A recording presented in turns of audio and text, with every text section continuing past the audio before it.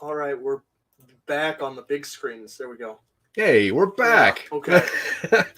Welcome, everybody, to the next episode of Twitching UpStream, which is weird. It sounds weird. I don't have headphones on, so I'm a little bit uncomfortable. For a while, been having headphones on. Anyway, Twitching UpStream.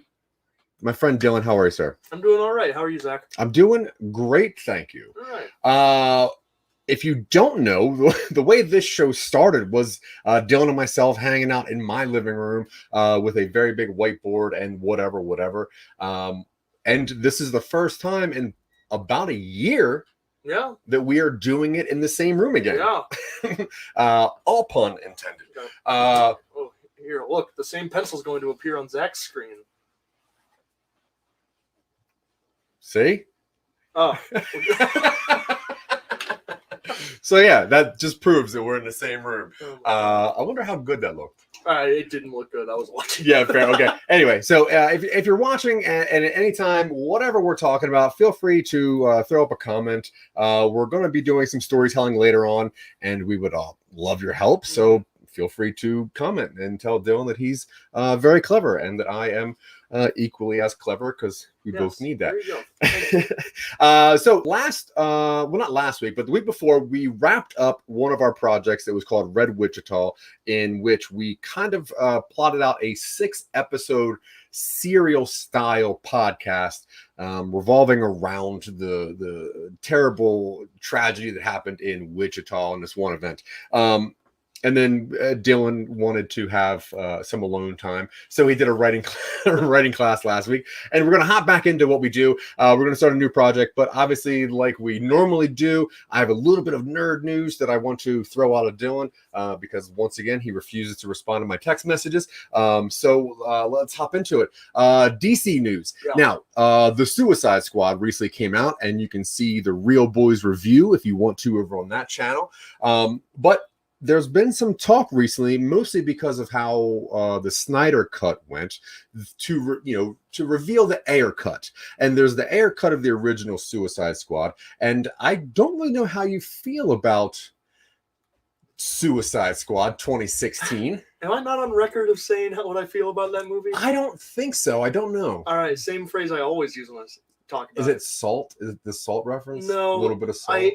This bizarre, grotesque fascination with it. Yeah. Because it's very clear that someone had a vision and the studio had a different vision. Yeah, it is an interesting movie. And I don't know if you did any research on that movie. So obviously David Ayer wrote and directed that movie. And what happened was he did about 90% of that movie. And when he was doing interviews beforehand, he called this a quote soulful drama. That's what he was making out of Suicide Squad. Cool. And the original story of Suicide Squad was that there was it was a heartfelt fight. There was Harley and Joker, and then there was Flag and the Empress, whatever her name was, the sorceress, June Moon, well, Enchantress. yeah, Enchantress, yeah. And then that kind of blew up. But the problem was that Deadpool just come out, and funny movies did very well. Justice League just pretty much came out, and people did not like the darker elements. So a lot of people don't know this, but the studio took this movie and then gave it to a commercial editor. Yep. And a commercial editor chopped it up, a trailer editor chopped it up. And if you look on IMDb, there's one editor that's credited for it. But if you look at the editing production team, there's about 40 of them. So Wait, what's this? I'm curious, what would Twitching UpStream even look like if Dylan did answer text? Give us a peek into an alternate timeline. It would be a way shorter video because this whole segment would be gone. Yeah. And I guess I would just show you some text messages. I'm bad at texting for you, the audience. That's true. Yeah. Yeah. He doesn't text so that we can do this show. Yeah. Anyway, I was just curious if you think that the air cut, A, should exist, and B, if there should be the idea of different cuts of movies.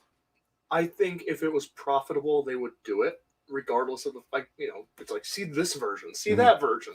I didn't believe the Snyder Cut existed, and I don't believe the Ayer Cut exists, because I don't think people cared that much about Suicide Squad, whereas people really cared about the Justice League and really wanted that story to be done justice.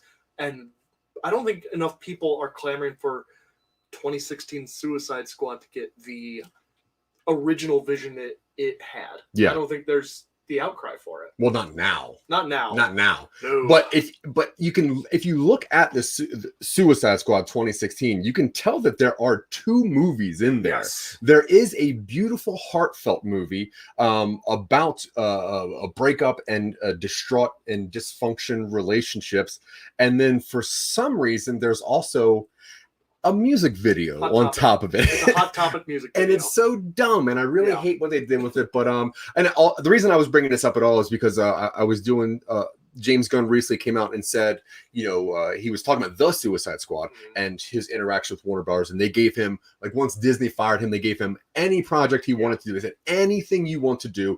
The only thing you can't do is Batman. You can do anything whatsoever. And obviously, they're pushing him to do a Superman movie because they wanted him to do Superman. Okay. So the original storyline of the Suicide Squad, actually, Starro wasn't the villain. It was an evil Superman that was being mind controlled by Lex Luthor, most likely. Okay. And then that's why there's no bad guy. But then he just thought, if I'm going to go at it, I'm going to be crazy about it and do all that. So I do think that the air cut should exist. I think that if you have an auteur director, Flanagan agrees that the air cut should exist, but not probably for the reason you think. Okay, air cut should definitely exist because there's definitely an alternate train wreck somewhere, which, while marginally better, will basically be just as okay. I agree that it might be equally as awful, but there's such a weird thing. It's a bus crash instead of a train wreck. Yeah, that's fair. But I will say that, yeah, when I first saw it, I didn't understand what Leto was doing with the Joker. But when you rewatch it, he is doing something, and that is so cool. And I'm in. Whatever. Let's get past it. Anyway, so we're gonna hop into Marvel news because obviously Dylan does not want to talk about the air cut anymore. The soulful drum of it is the air cut. Marvel news. So What If comes out tomorrow. Yeah. I saw some early sneak previews of it, and I thought that it came out last week for some reason, but it did.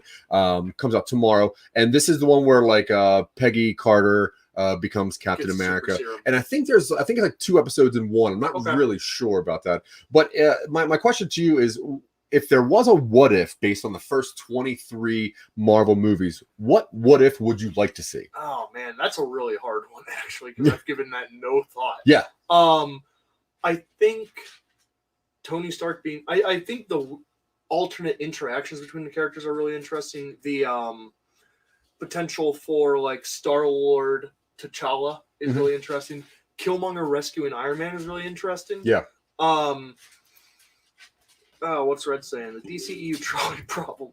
Which version of a film would be less awful, and what are the ethics of consciously choosing to put out bad art, even if it is the lesser of two evils?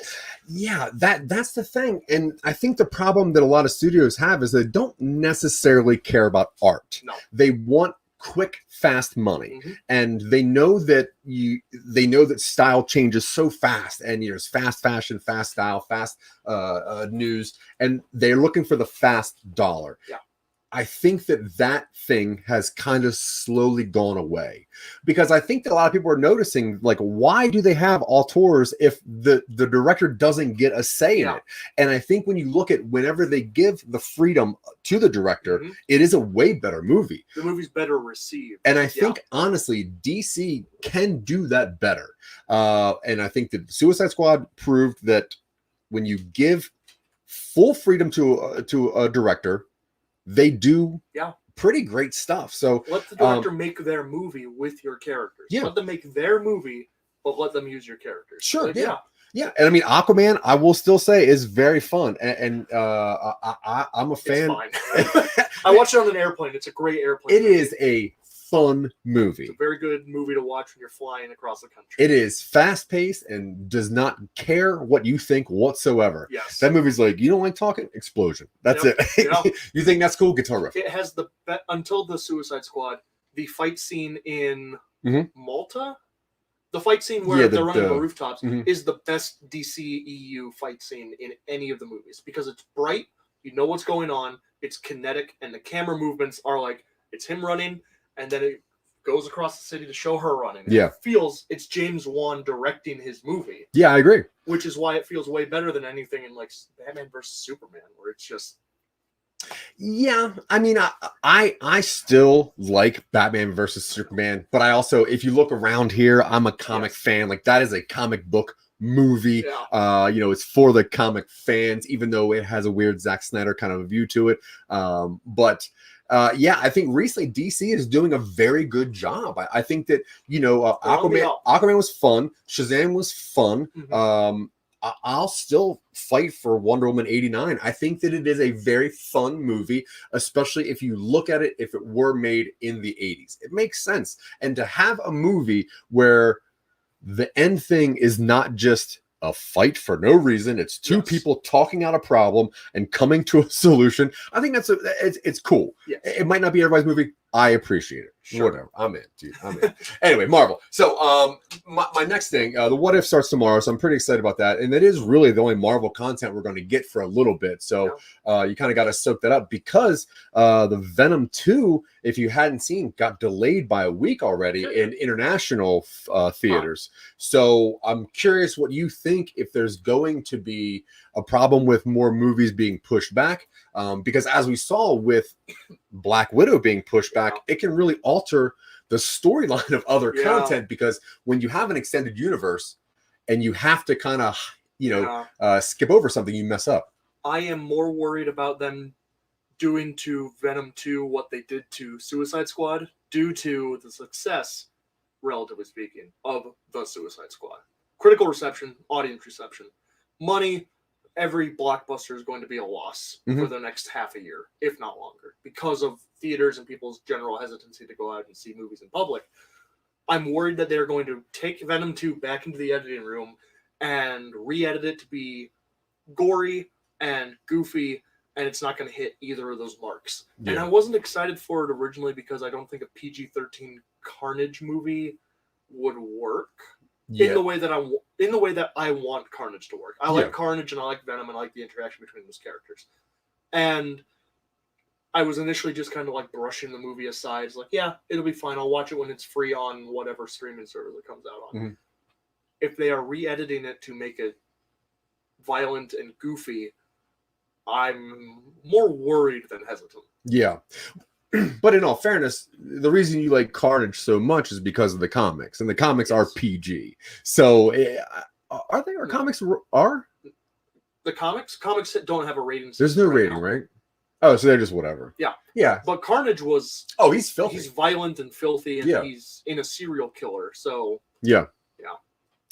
All right, Red Flanagan. Any movie about Venom and Carnage should be a horror movie. No, I agree. There's no other option. That.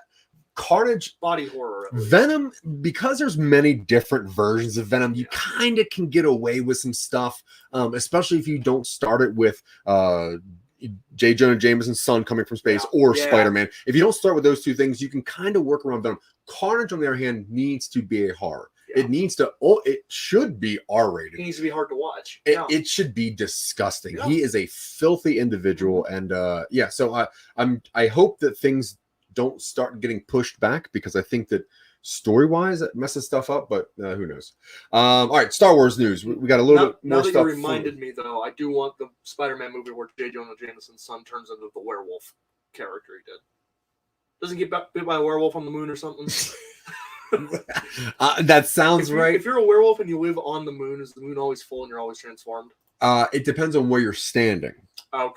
Venom and Carnage released the Clive Barker cut. Yeah. Oof, that'd be cool. That'd be terrifying. Okay, that's actually a good segue to something I wasn't going to talk about. Yeah. But if you did have a director to do a Carnage movie, what director would you choose? Oh man, that's a hard one. Like John Carpenter, Verhoeven, someone who does gore. I mean, hell, Sam Raimi. Sam Raimi might be cool. Maybe. He's very kinetic, with so the that might chains taken off. Like Sam Raimi, where they're just like here. Yeah, not Venom. Do your thing. Yeah, not Venom. Venom. not like Venom. Yeah, it's like actually stay close to the character. What about you? I was thinking about this, and I don't have a really good answer. I like Sam Raimi just because of how kinetic and how much motion he can show. But I do think that I don't have anything good really. I'm not that big. I'm not that versed. That was actually something that came to mind. I'm like, no, I'm not gonna say. 2.5 hour long movie with like 6 lines of dialogue, and Venom is like a chef or something. Yeah, I was trying to think of like what horror director has like any kind of like qualified like special effects or good motion effects. And I mean, James Wan actually might be very good at that. Maybe like Neil Blomkamp with a lot of oversight. Yeah, maybe.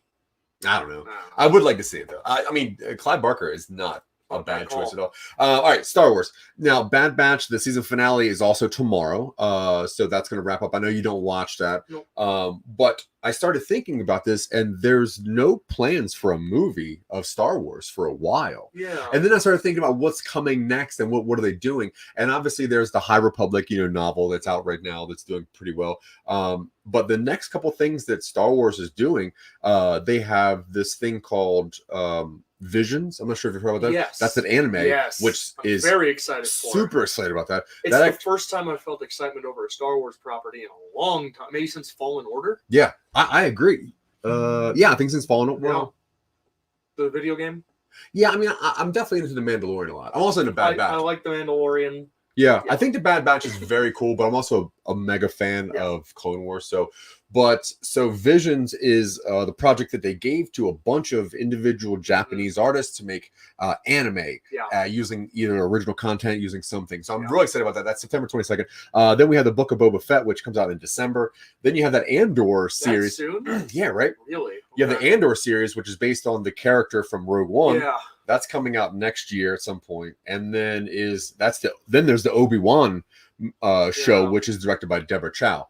I don't know if you know who Deborah Chow is. Not off the top of my head. So she did an episode of Jessica Jones. She's done an episode of Iron Fist. She actually did an episode of Mr. Robot. She's done a couple episodes of Better Call Saul. So she's got good. She's got good TV. Yeah, she's got good TV direction. She's got good color palette, and she also did Iron Fist. So I'm not gonna say that. But yeah, it's just weird that there's not a lot of Star Wars stuff coming up soon.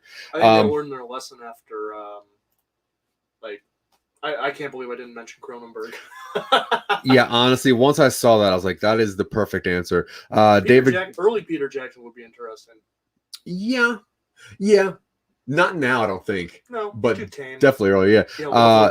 David Cronenberg, great choice. Clive Barker, obviously great. Sam Raimi, Peter Jackson, if they're maximum splatter mode, yep. Darren Aronofsky, that'd be an interesting one. I don't think Aronofsky would want to do it. Robert Rodriguez would also very good choice. That would be really good. That would be very gory and shot 100% in his garage. High octane, which I don't use that phrase very often. Yeah, that's cool.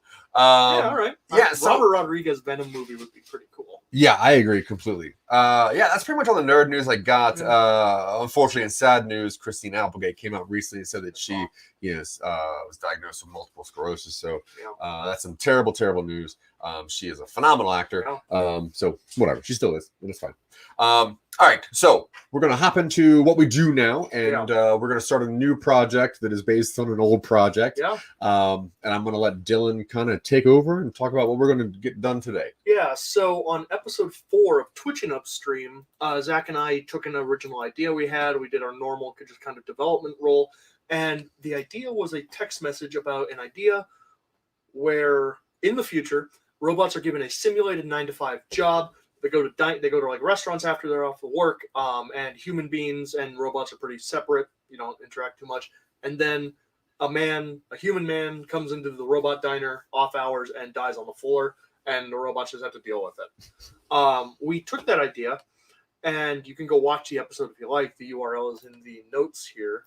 But let me pull up our little development document we're going to be using. Is that what this project was?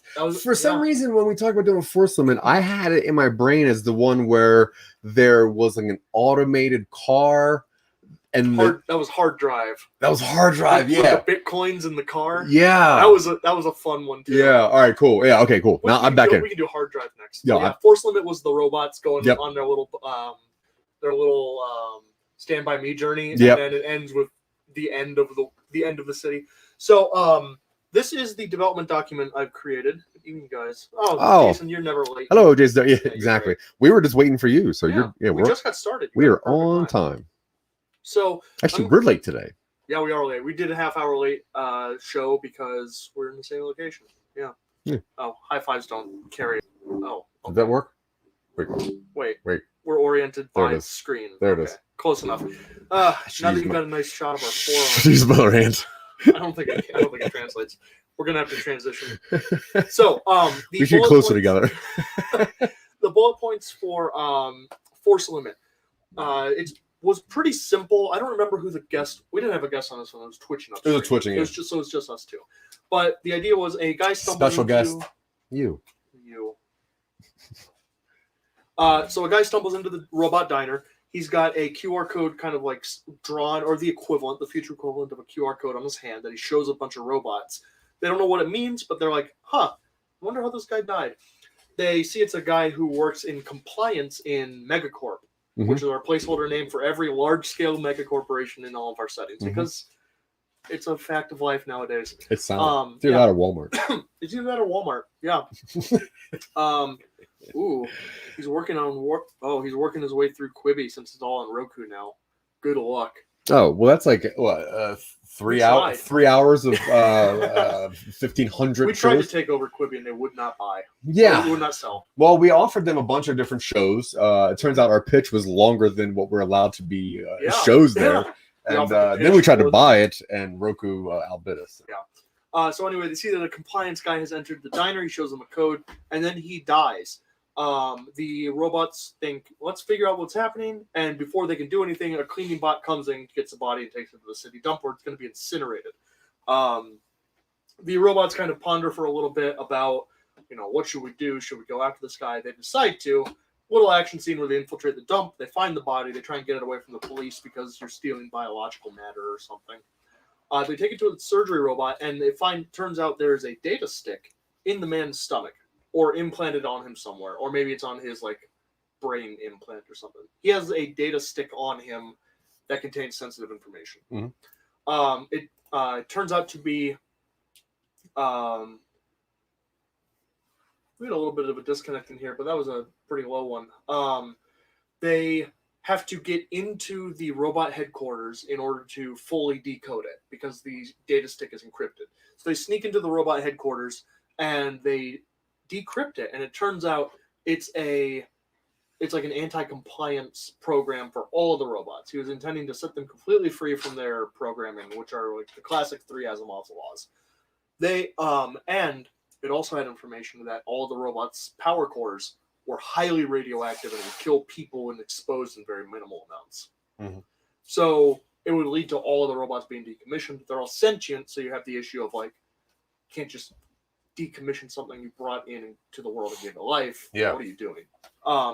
So they're like, we've got to make people know about this. We can get fixed. They can, people enjoy, the robots well enough, they can get fixed. Take the information to a journalist influencer, because every journalist is an independent influencer now who kind of does their own street level stuff. Miscalculation. The journalist is like, cool, I'm going to go public. We're going to decommission all the robots because this is awful.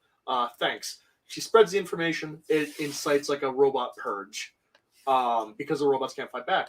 So they have to get back into their megacorp. Dramatic reenactment of Quibi negotiations. Dylan and Zack say, we will give you the change in our couch cushions. Roku, we are prepared to offer as many as 4 cushions of change. Quibi says sold. Yeah, I think you've only got 2 cushions on there. Well, it's one big cushion. It's one big cushion. That's the problem. It's Yeah. just like they only go on the sides. Yeah, There's we have 2 cushions on our couch, so even combined. It's a total of 3 cushion situation here, and that's Yeah. not good enough for what well, Quibi's looking for. So. We tried. That's the lesson. We tried harder than most people tried. That's true. The vast majority of people didn't even bother putting a bid. They didn't try. Quibi? Huh? I reversed the B. It's okay. Oh, But then there's a robot purge initiated in the city because everybody is just destroying their household robots. Robots can't fight back. So they sneak into the robot corporation to broadcast the guy's anti-compliance code. we came up with a story. We did come up with a story. This is crazy. I know. It starts out cool, and then it gets like It crazy. was originally envisioned as a comic book. Okay, I can see that. Like a movie or something. I can see But the robots, now that they're non-compliant, fight back, and then the robots who decided to start the whole thing are like, that QR code made us do this, didn't it? It's like, yeah. Okay. Wow, humans are bastards, huh? They look around at the city getting destroyed. They're like, yeah, let's leave. They leave. They join up with a wandering band of hyper-radioactive robots who wander the wasteland and just kind of like, another city went down. Let's go see who we can save. And so the robots join this little wandering band of robot nomads and wander off into the desert. This is insane. I love it. Yeah. I don't know if this is still a comic book though. No. Do you see it as a comic still? I could see. I see it could be a comic book. The reason I think for comic book reasons we chose reverse that. We chose a comic book because we wanted to really portray this future. Yeah. And it would be high. It would necessitate a high budget. Okay, fair. So, do you want to work on this as though it is as though it's a comic book storyline? We could. Okay, yeah. cool. Now I have a beat sheet formatted out here. Mm-hmm. This is adapted from the Successful Screenwriter's Guide by Jeffrey Calhoun, who was a on the show. He sounds familiar. So what this is that is a framework that is designed to give you 9 bullet points in roughly 27 scenes. So you make 3 scenes per bullet point. So you have 27 scenes, and each scene should be 3 minutes. Okay. So you have about a 90-page script, which is exactly what people want. Now, how do you feel about these style? Or I guess this, not this specific, but the idea of here's a formula to create a story. Yeah. Like, how do you feel about that as a writer? I think it's great to introduce you to the format and the medium. Okay. I think eventually, once you know what the rules, the classic line is, once you know the rules, you can break them. Didn't break them. Okay. Cool. Yeah. Yeah, that makes sense.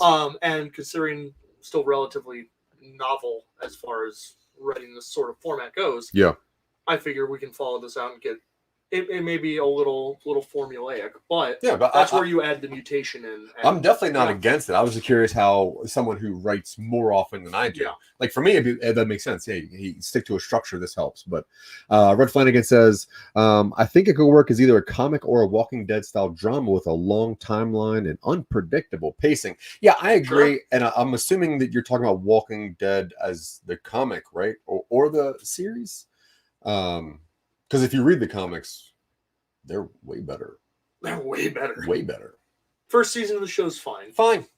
And then the quality drops off pretty dramatically. Once they fire Frank Darabont and get rid of the guy who put the entire thing together in hand. Dude, by season 3 or 4, it might as well be like True Blood. Like, he means Walking Dead, the TV series. Yeah, I love the series. It's one of my favorites. The TV series. Yeah, it's one of my favorites. Like all 7 seasons of it.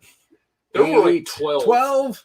It wasn't really I'm not going to lie to you. After season 3, it got really terrible. I stopped after 1. And I think my problem is that I read the comics. Yes. And I wasn't expecting that to go the story route, mm-hmm. but I expect it to be as good, I think. But, all right, let's start this off as though it is a graphic novel style. Which means we don't have to necessarily adhere too strictly to the beat sheet, but it's still a good reference to kind of like track where the story could hit a resonant spot with people.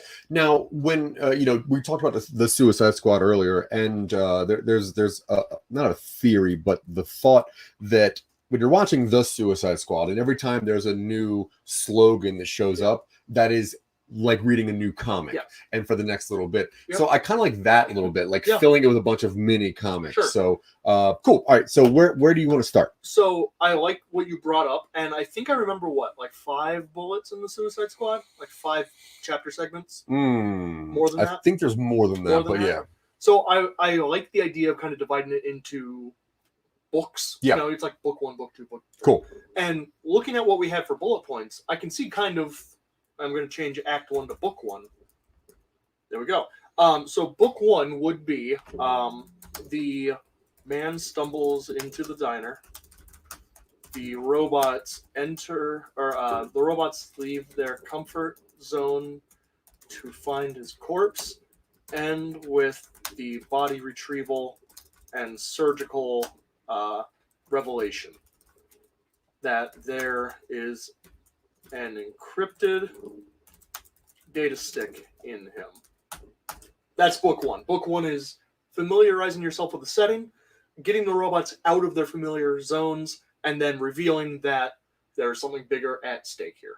Yeah, I love Book 2 would be it would be kind of like a reverse heist to get information out of the to decrypt the data stick. Mhm.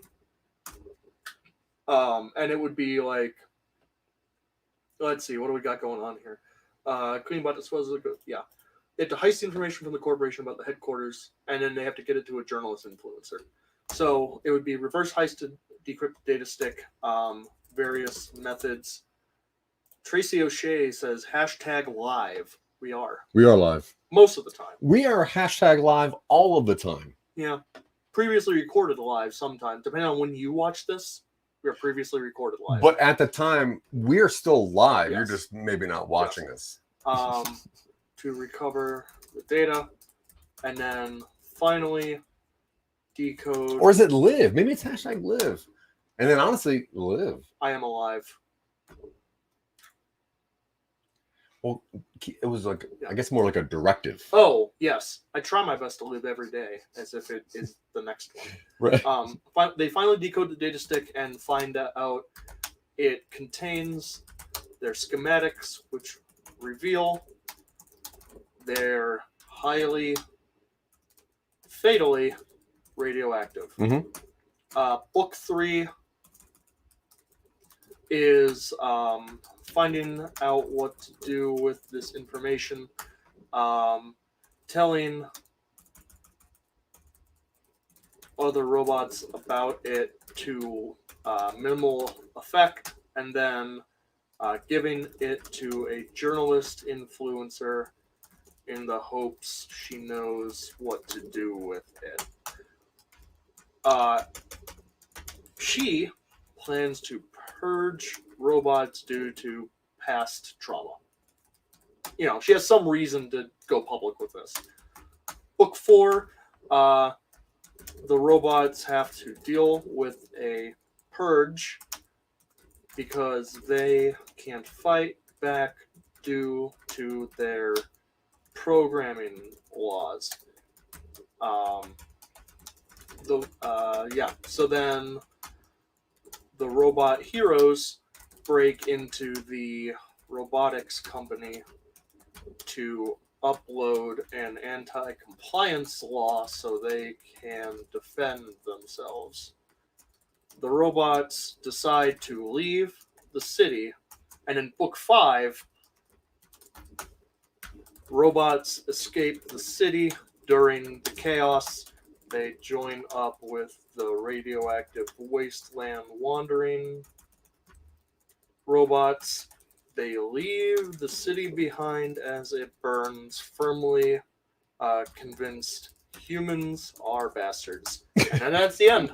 That's it. That's it. Those are the 5 books. Yeah, I'm in. I love it. Yeah. Right. Good format idea. Yeah. Yeah, good structure idea for this. And plus an odd number of things. You still get the peak in the middle and the little uptick at the end, but you still have that kind of uneven feeling of the tilt in the middle. Nice.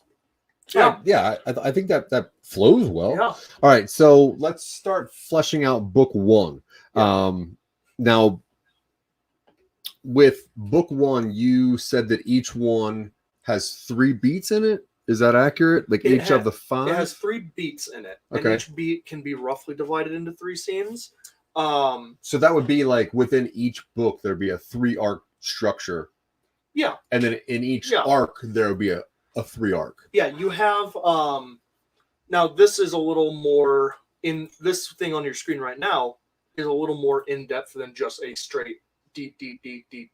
Yeah. But you would generally have the inciting incident where the characters have their world disrupted and they start their descent around the wheel. Okay. You meet the antagonist of the series in some manner, whether antagonist is a literal villain force or a more figurative, humans are bastards. What a twist. What a twist. You meet the antagonist, whether it's a literal force or just a more ephemeral kind of like pressure from the world. Mm-hmm. You have the debate where the characters discuss whether they are actually going to go through with it, and of course, eventually have to surrender to the change that is pushed upon them. You have your heart plot, which is that, like, oftentimes it's the meet cute in the, like, romantic comedy, mm-hmm. or the, you kiss your sleeping wife on the forehead before you go to your job on your last day or something like that. You meet the driving heart of your character, the sympathetic core of the story, and then you get plot point 1, which is the true start of the story, the moment of conflict which pushes the characters into the act 2, which we have kind of laid out in book 1. Yeah. Inciting incident, man stumbles into the diner. And the robots leave their comfort zone to find his corpse. And then the antagonist would be the mega corporation. You find out that this man worked for the mega corporation, so he's in deep water, showing up dead or almost dead to a robotic diner. The debate would be them figuring out, like, do we really want to go after this guy? And then the plot point 1 would be going to the compost heap and getting the body out and going to the surgeon. Of course, ending on the plot cliffhanger. Oh, this guy has encrypted data in his genome or something. We got to take the hand to wherever this was done so we can extract it. Okay. We had an idea for the characters. They chopped his hand off, mm-hmm. and they carried the hand around with them. And so they would show it to random robots, and it would make them come along on the journey as well. Because that's cool. Got the convincing. It's got the mnemonic on it. Now, if we were sticking to a comic book structure, mm-hmm. each comic book themselves would be 15 pages. Okay. So but I guess that really doesn't matter. Is that a? Would you still do a page a minute? You know more about comic structure than I do, as far as like you read more comics than I do. We are not beholden to the runtime in any way whatsoever. Yeah. But just to make a I guess a qualified story, sure, so that it kind of rolls. It's probably a fair guideline, mm-hmm. but I had a single how to write comics segment in one of my writing classes in college, and I do not recall there being any sort of like page guideline or page limit or anything like that. All right. Okay, so if we want to take book 1, which has these 3 pretty much bullet points, mm-hmm. I guess, how do you want to flesh that out so that it is, I guess, a composed story, while also being part of something? Yeah. We have a surprise. Who is it? It's our friend from work. Hang on a second. Okay. All right. I'm going to chat just a little bit because we are dealing with unprecedented things here. So Zach obviously knows a little bit more about structure. We might have some special guests here. We're alive. So I'm just going in and plugging in all of the plot points that we had talked about. Yeah. So, of course, inciting incident. We have the antagonist 1. We have the debate. We have plot point 1. And we need to somehow figure out what the heart of this is. I imagine the relationship between these 4 robots. Yeah.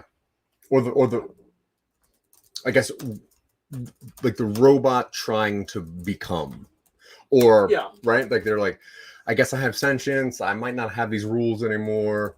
Familial something. They have to deal with the fact that they were awakened by the QR code on the guy's hand. So let's go into characters a little bit because we haven't done any character stuff. Sure. So we had an idea that the main core group would be 3 joined by a 4th.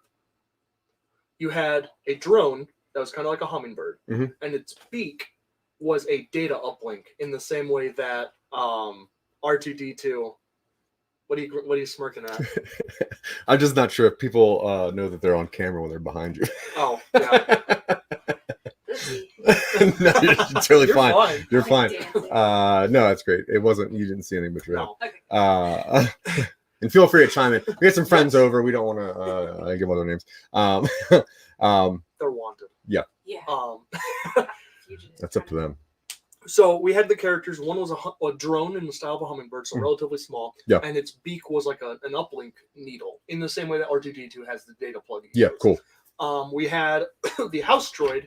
The house droid was like a cube on feet, and it had a display screen, and it had a voice, it had a vocalizer, and it was the only one of the main robots that could actually speak English because it was designed to be a human interface robot, and it would display little emoticons on its screen to indicate its mood.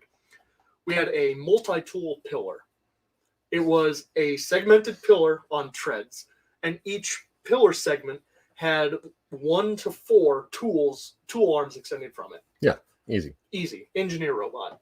And then they were joined. Those 3 are kind of like the core group. And then we had a late idea in the episode that they would be joined by a jukebox robot that managed to look over one of their shoulders, figuratively speaking, and get awakened by the QR code and comes along with them on the journey. Oh yeah, that's cool. So that way, you have the Bumblebee humor where it's quoting song lyrics and stuff like that. I feel like you need one live something in this, right? Something biological. Yeah, you need the glue. You don't think these robots are enough to hold themselves together? Because originally we had planned this to simply be from the point of view of the robots. What do you think? What are you thinking? Are you thinking like an animal, like a pet, like a dog or something? Okay, so if it's just these 4, well, not a dog. No, I know. I'm just maybe like a pet rabid human. I have no idea. But if it's just these 4 robots and only one of them talks and the other one plays music, then you're kind of like at a fake Transformer kind of a feel. With like the Bumblebee and the whatever. So I feel like you need something that is alive or biological for some reason. I like this. It's a cat with uplifted intelligence. Dude, that's perfect. Yep, they're joined by the city employs a group, cluster of like semi-feral cats that they've uplifted to almost human intelligence to like hunt down vermin and stuff. That's perfect. Cool. Yeah. Uplifted cat, a member of the sewer sweepers who took a liking to the robots. Actually, I wonder, is there an animal that is resistant to radioactivity? Cockroaches. 2. Armadillos. Are they? Donkeys? Is that what? I said Twinkies. Twinkies?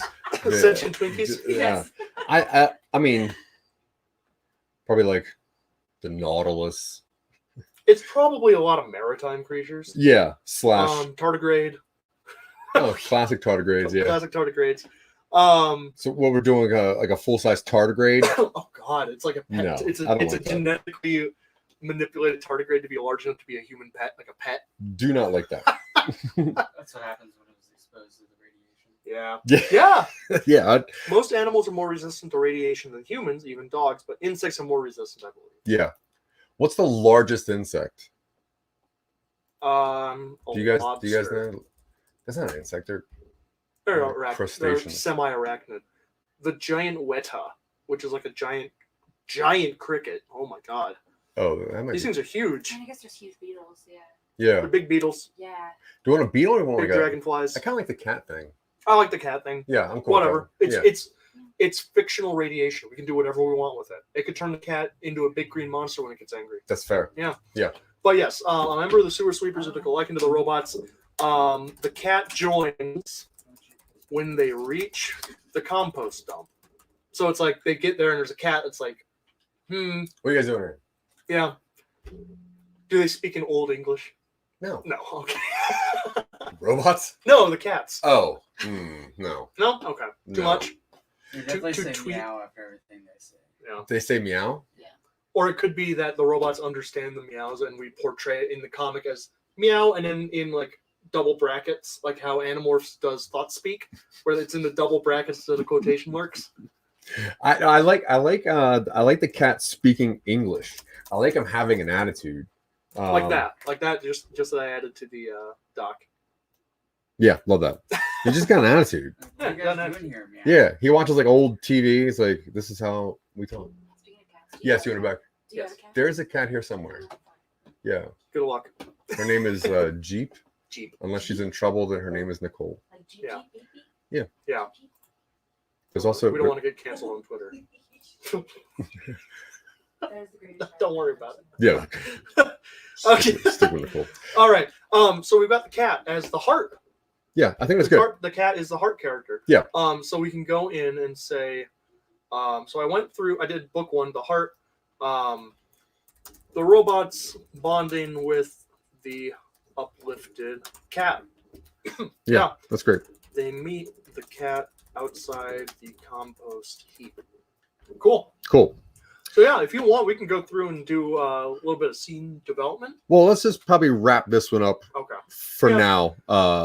We are running late because we started late. Yeah, we started late. We're And we have messing. Yeah, external pressure to cut yeah, it early. that's true. And yeah, it's cool. So we're gonna wrap this one up Yeah. here. Next Tuesday we'll be back and we will finish this up at most likely normal time. We might switch to 4. Either We way, might switch to 4, yeah. only because now there's a little bit of travel time figured in. Some travel time. Now we're back together. But either way, you know, you can watch us on Mondays and Fridays on the Real Boys, Wednesdays for No Time to Binge. Thanks to our friends, Sarah Tkachuk and Tanya Sheck, our East Coast friends.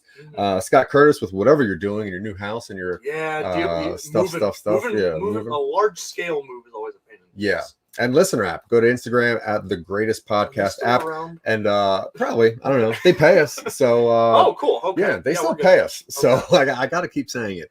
But yeah, thank you guys very much. We appreciate it. Shout out to Red in the comments every time. Yeah, constantly. Yeah. What a great person. We appreciate that. Yeah. Awesome ideas. And yeah, so I've been Zach, he's been Dylan, and you've been great. I think that's everything. We'll we need talk to you later. cover. I don't know, It's whatever. been a minute. Whatever. Yeah, we'll see you figure it next week. Yeah. Bye.